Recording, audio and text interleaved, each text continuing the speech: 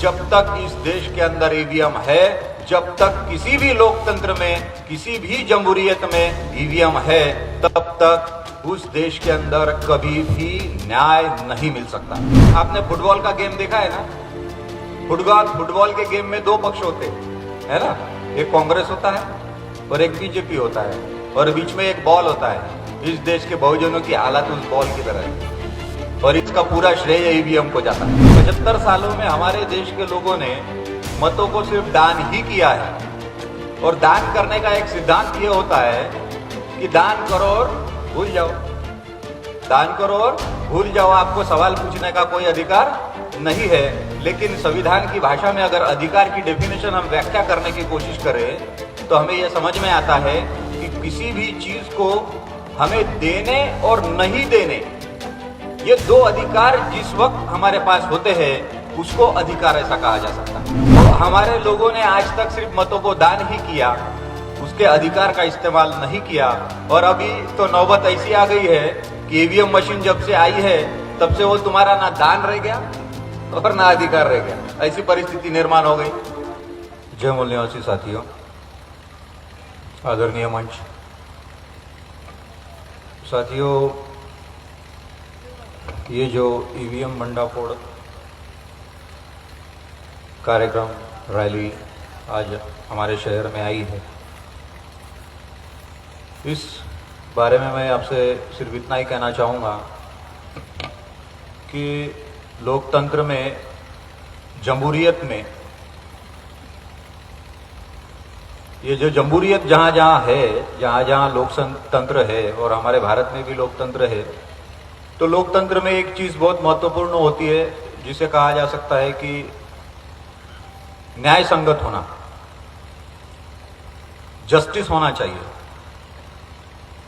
गली से लेकर दिल्ली तक जितने भी गवर्नमेंट द्वारा चलाए गए प्रोग्राम्स होते हैं, कार्यक्रम्स होते हैं, सिस्टम होता है, उन तमाम चीज़ों में न्याय होना बहुत ज़रूरी है।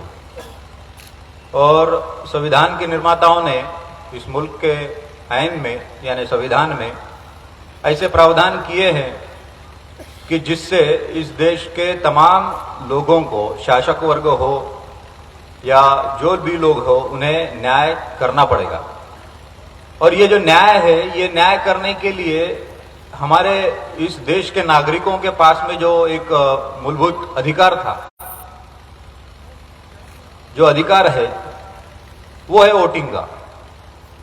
अब ये जो वोट मारने वाली बात है, यानी एक चीज तो मैं ये कहना चाहूंगा कि हमारे लोगों में एक, यानी मैं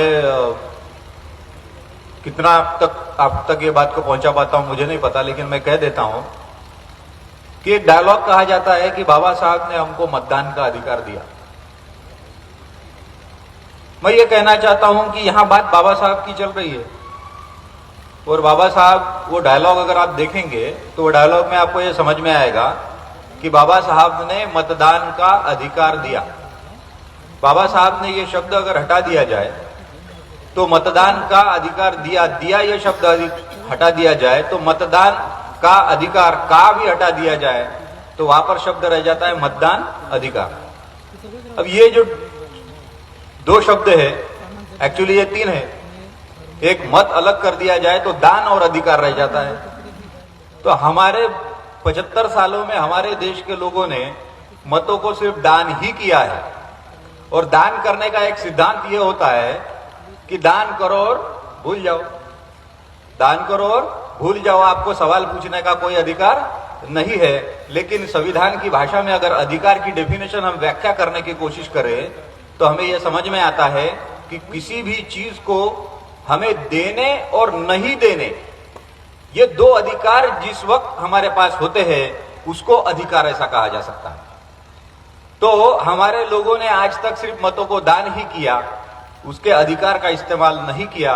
और अभी तो नौबत ऐसी आ गई है कि ईवीएम मशीन जब से आई है तब से वो तुम्हारा ना दान रह गया और ना अधिकार रह गया, ऐसी परिस्थिति निर्माण हो गई। यानी आपको क्लियर कम शब्दों में कहा जाए तो, आपने फुटबॉल का गेम देखा है ना? फुटबॉल के गेम में दो पक्ष होते हैं, है ना? एक कांग्रेस होता है और एक बीजेपी होता है, और बीच में एक बॉल होता है। इस देश के बहुजनों की हालत उस बॉल की तरह है और इसका पूरा श्रेय ईवीएम को जाता है ना। तो इसलिए भी हमें ईवीएम को हटाने की जरूरत है। और मैं बात कर रहा था न्याय की।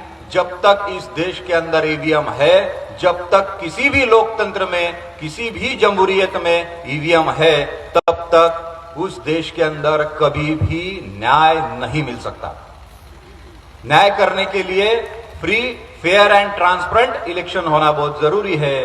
फ्री इस शब्द का अर्थ हमारे बहुजन समाज के अंदर बहुत प्रख्यात है। फ्री यानी मुफ्त, समझ रहे ना, फ्री यानी मुफ्त।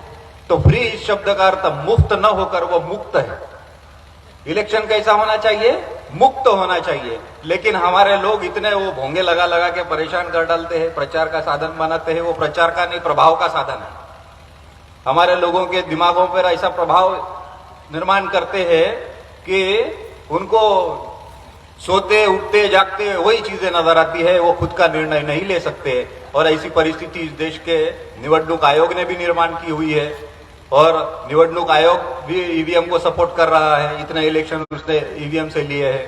तो ये सारा मामला आप लोगों को समझने की जरूरत है। और मुझे लगता है कम शब्दों में मैं जो अपनी बात को रखना चाहता था वो मैं आप तक पहुंचा चुका हूं। आप लोगों ने मुझे सुना, इसके लिए धन्यवाद। जय मूल्य निवासी।